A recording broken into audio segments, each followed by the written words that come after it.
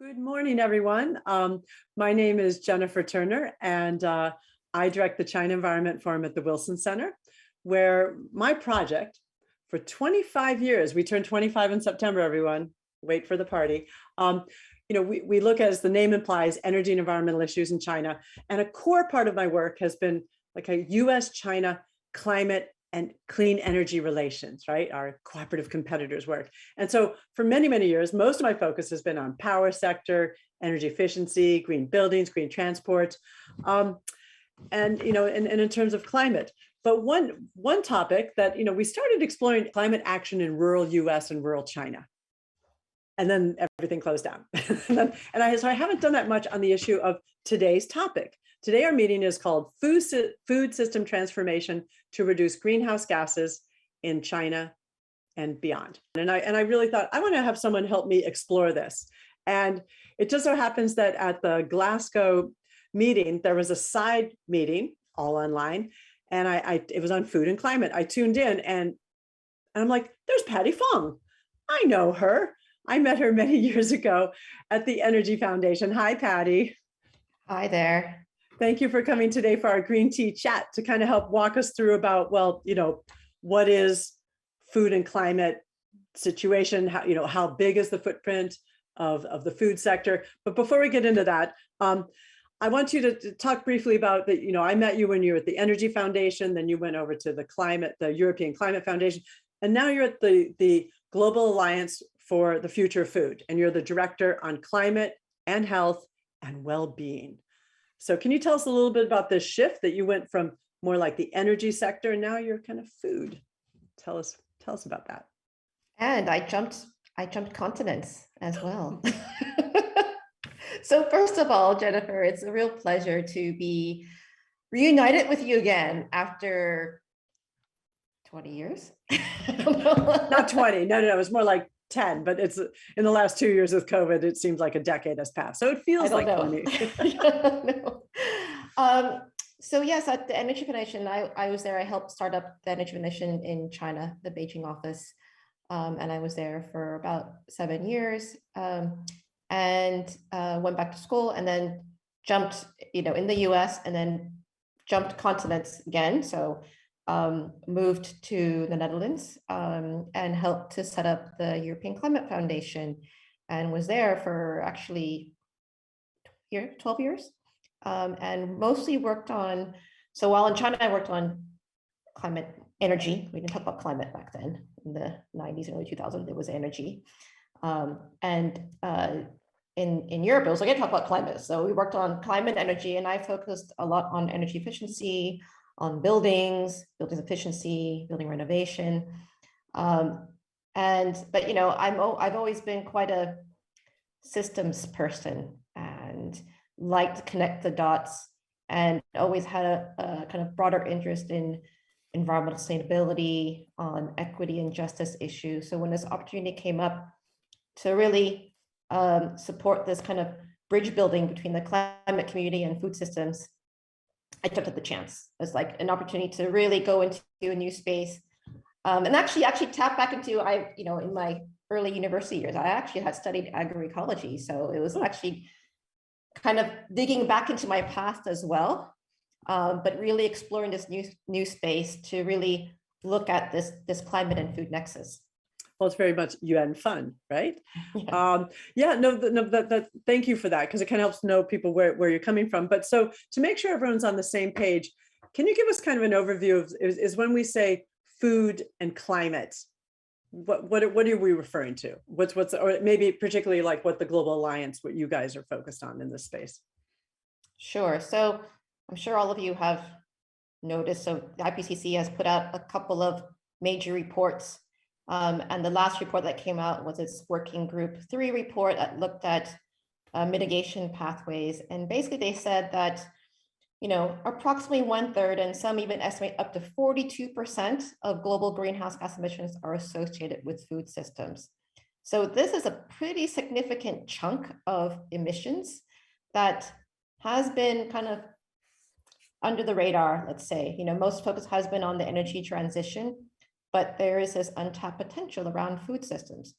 But this percentage, whether you want to say 1/3, whether you want to say up to 42%, basically it means that, unless we address food systems, and especially industrialized food systems, we're not going to be able to keep global warming to below 1.5 degrees. And that means that we fundamentally need to change. We need to transform the way we produce, process, distribute, consume, and dispose of food. But the good news is that, estimates suggest, actually, these are conservative estimates, that the changing the way we produce and consume food could reduce global emissions by at least 10.3 billion tons a year. This is conservative, which is slightly more than, for those kind of energy policy people in the audience, slightly more than the combined emissions from global transport and residential energy use in 2019, as pre-COVID times. And that is equivalent to at least 20% of the cut that's needed by 2050. So there is a pretty big potential. And it's kind of exciting. Well, and there have, just for the record, there have been people who've been looking at this topic for a while, but it really seems like it's starting to bubble up now, like last year. Yes. You really started seeing a lot more. And that, but it's pretty complex. So yeah, guess what? Big problems are complex. But so to talk a little bit more, like, what are some of the food systems and what does it mean to transform them? Because you said it's the whole thing from production, which also, on the farm, maybe even the transport that's associated with it, the consumption and the waste, right? Tell us a little bit more, flesh that out for us. Yeah. So there are many different ways in which food systems can be reformed. And actually, it's not any one silver bullet, not any one way. Actually, the reason why we refer to not just agricultural production or not just food, but food systems, is because there are these big connections. And that the benefits are not only about climate mitigation, but also around improving diets and nutrition, around animal welfare, supporting nature and sustainable livelihoods. And the types of shifts that are needed include shifting away from industrial scale production that uses a lot of fertilizers. So basically, external chemical inputs and pesticides that degrade the environment. It includes directing public subsidies and infrastructure investments towards ecologically friendly or beneficial forms of farming, towards healthy food environments, so access to healthy food, towards more resilient livelihoods, so those farmers, those communities that are producing the food, and their communities, promoting more nutritious, sustainable diets that are really appropriate, respectful to local ecosystems, but while promoting kind of diversity of types of crops that are grown, as well as appropriate for the culture. Mm-hmm. And of course, reducing food loss and waste along the way. 1/3 of the food that's produced globally is lost or wasted. That's significant. I want you to say that again. 1/3 of the food that's produced. 1/3. Yes. And also when food's wasted like that, then that's also a big source of methane emissions, right? Yeah. But then you also want to think about that. But when you made that food, you also put a lot of energy into it in terms of the fertilizers, the transport. Yeah. So it's like, and dare I ask, who's number one in the world in food wastage? Actually, I'll have to come back to you on that. I think it's us. It's us. Sorry. It's pretty big. It's pretty big. If you want to bring up there is, if you want to talk about, there's the food loss. So how much actually gets lost before it even exits the farm gate, let's say, make it onto the trucks to get into the system. And then there's the food waste. And then I would say, US, what actually ends up in the supermarkets, right? To get to that point, there's a lot that's been wasted along the way up. Yeah. Or even in your home. In our home, yeah. It's like, before I forget, I didn't remind people at the beginning. I've already gotten one question, but please feel free to start tossing questions in. You don't have to drink tea while you're doing this, but you can be joining the chat. That's good. So you kind of give us the broad overview. And what is the Global Alliance for the Future Food? Where are you grabbing onto first with this? I did see you had a new report that just came out. We're going to make sure that we link it on the webpage afterwards. That kind of lays out where you want to tap into this untapped kind of food and climate issue most? I think it was the NDCs, yes. NDC. So, one of our main objectives is really just to raise this as a political priority, the need to kind of address food systems, and that it's not just about climate, but it has all these other benefits, socioeconomic benefits for countries if they start to really look at the opportunities in the food systems, but in the context of climate. And so, of course, the best way to do that from as a, kind of a globally oriented organization is through the NDCs, or what is called the nationally determined contributions. And these are essentially climate action plans, or a document that's submitted by all countries who have signed up to the Paris Agreement at the UN Climate Conference in 2015. So each NDC details the country's contribution to reducing global emissions by 2030. So in the first 10 years, in order to limit global warming to 1.5 degrees by 2050. And so we felt that this was a way to just make it a lot more tangible, concrete in terms of what governments can do to start to link the food and climate agendas together. So this was a year-long project, which we published a report, actually reports in this kind of toolkit that we put together, where we assessed the NDCs of 14 countries representing different socioeconomic and geographic contexts. And they include China, the US, the UK, 3 European countries, as well as some of the most vulnerable countries in Africa, Latin America, South Asia, and the South Pacific. And we found that indeed, most plans are falling short of tapping into climate mitigation and adaptation potential associated with transforming food systems. We had an inkling, and we were actually looking towards potential leaders in this space. And there are some bright spots, but there's a lot more. It's a lot more that can be done. And that was really just our objective, is to really show constructively those opportunities for the next round of NDCs. Well, can you give an example of a country that has done, so has something in their NDC that is related to ag that you thought was rather promising? Sure. So let's see. Of the countries that we looked at, Colombia, Senegal, and Kenya had some of the more ambitious measures in place to promote agroecology and regenerative agriculture practices. And Germany was the only country that we looked at that committed, at least in a kind of high-level way, to moving away from harmful subsidies that prop up intensive agricultural practices and contribute to higher emissions.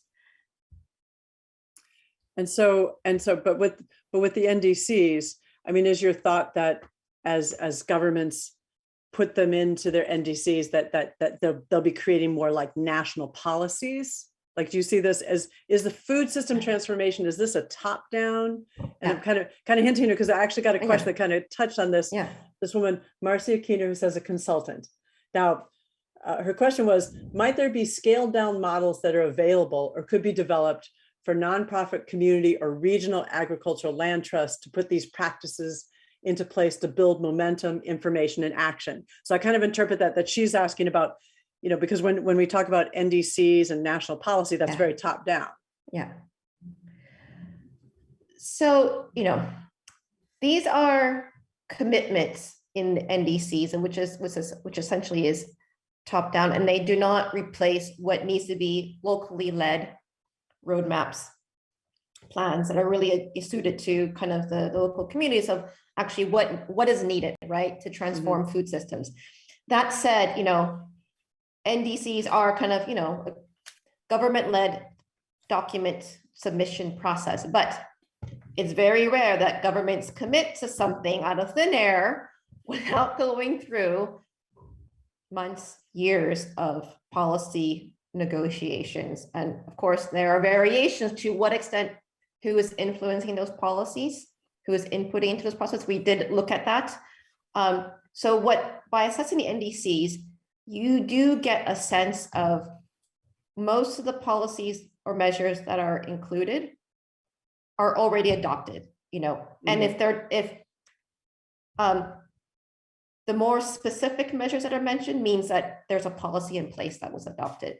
Otherwise, you will see high-level statements, which then means there is an ambition, but actually there's not yet detail there. So you can get a sense from reading through the NDCs. And actually, we also interviewed experts in each of the countries to really get a sense of what was behind the words and what was not in there that actually could have been there, because actually some of these countries are doing great things, but it's just they hadn't actually linked some of those programs or policies or measures to climate action.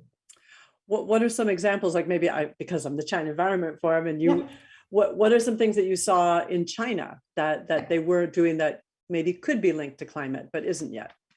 So a good example is food waste. So China adopted an anti-food waste law in April 2021, and it was accompanied by a large-scale Clean Your Plate campaign. So they started on this whole, it's a food waste, a food systems measure, but it wasn't even listed in their NDC. They just had not linked it with climate action. And this just demonstrates, but it's not just China, this is many countries where, there's a need for greater policy coordination and coherence that, oftentimes you think of, well, climate is my mandate, right? And there's not enough kind of checking across and really collaboration that's needed, not only across ministries, some countries do that, but even with stakeholders. For most countries, food system stakeholders weren't consulted. Because actually, if they were, actually you'd find a lot more opportunities that would be suggested. I think that one thing I want, note that as you were talking, I was reflecting on how last year, that at the 11th hour of Glasgow, when the US and China had their little declaration, that in that methane featured quite prominently. And while it wasn't always that detailed, agriculture was mentioned.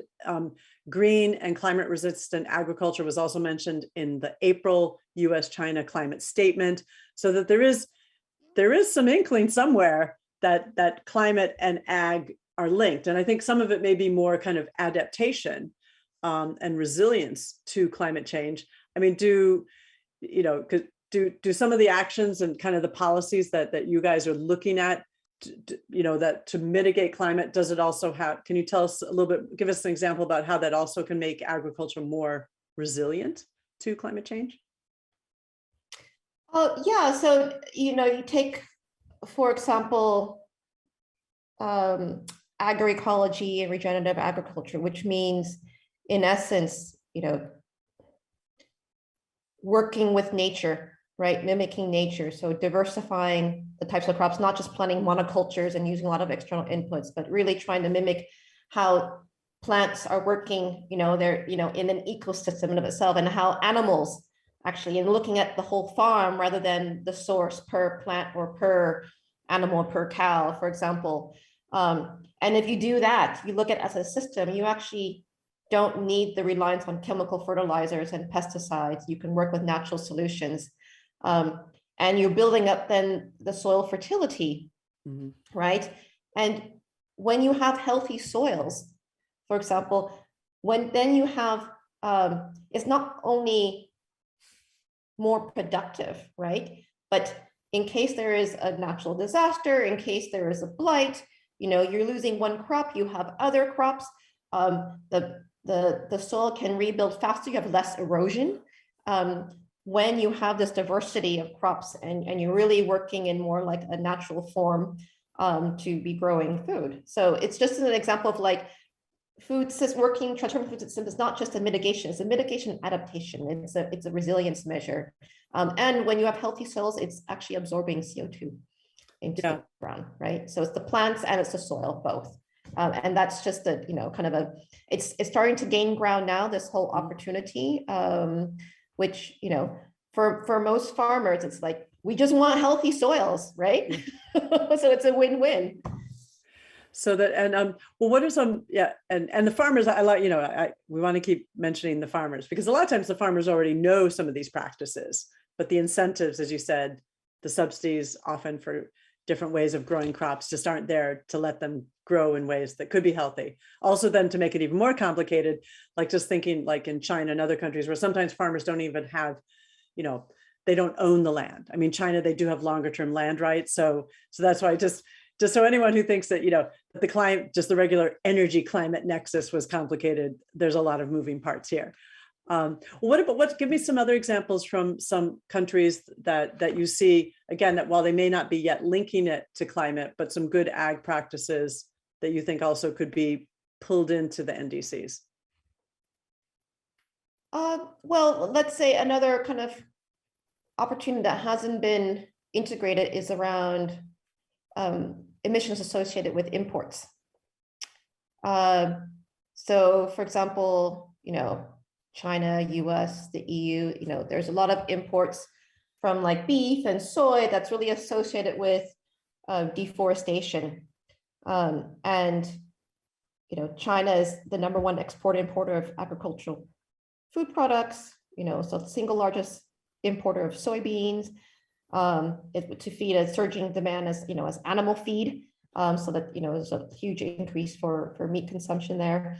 And the EU, its high consumption of soy, palm oil, beef meant that, the bloc was responsible for 16% of global deforestation, according to one estimate, which is equivalent to 116 million tons of CO2.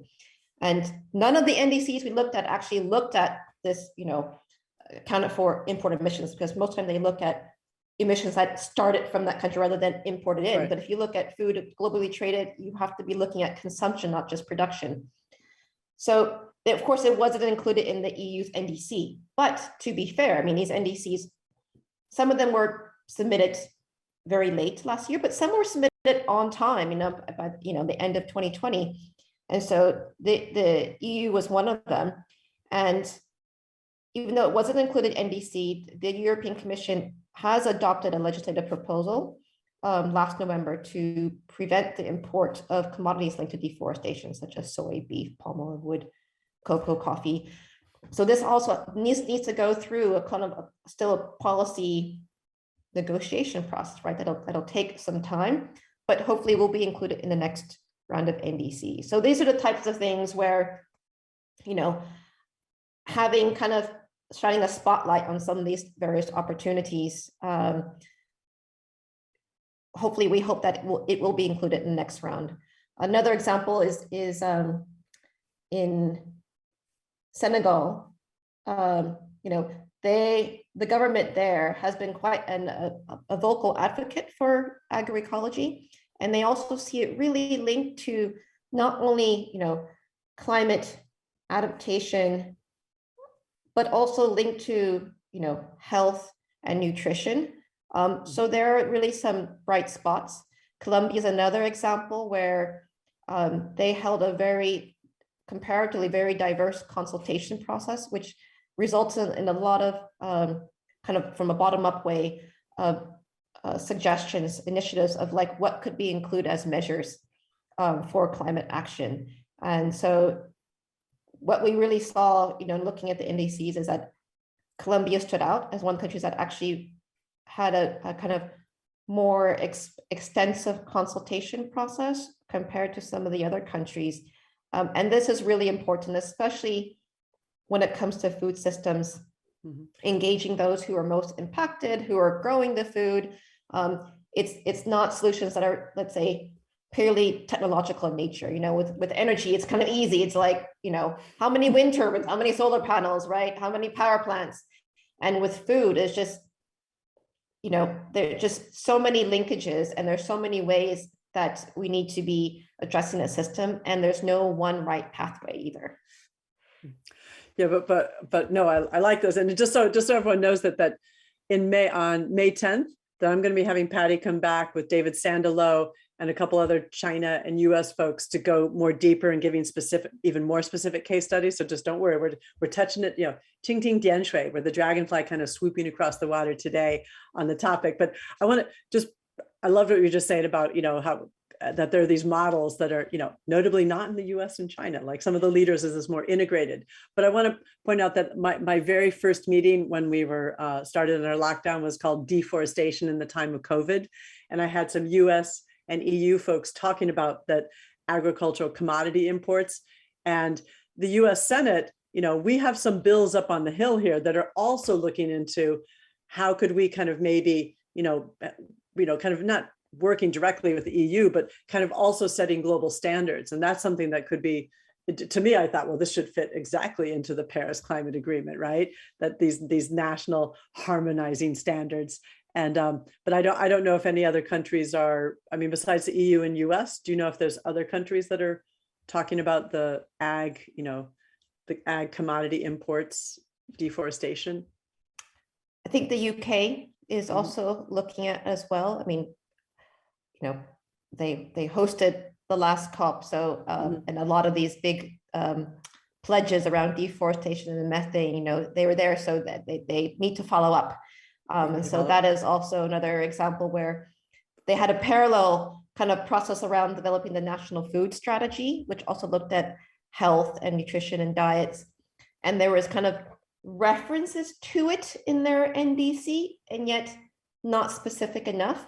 So there is also a real opportunity where there's a lot of work that was done, and a parallel process needs to be really more formally integrated into their next round of NDCs. And I know that they're really committed in going into COP27, helping to make sure that these pledges that were made kind of can move forward and be passed along into the next presidency. Well, also what I was to say, like the next COP coming up makes me ask you a question. So you're still, I know you're still probably, you've put out this toolkit about NDCs. You said you're going to promote it, but what are some of the next steps that the Global Alliance is going to take in terms of the food and climate nexus? Do you have other targets?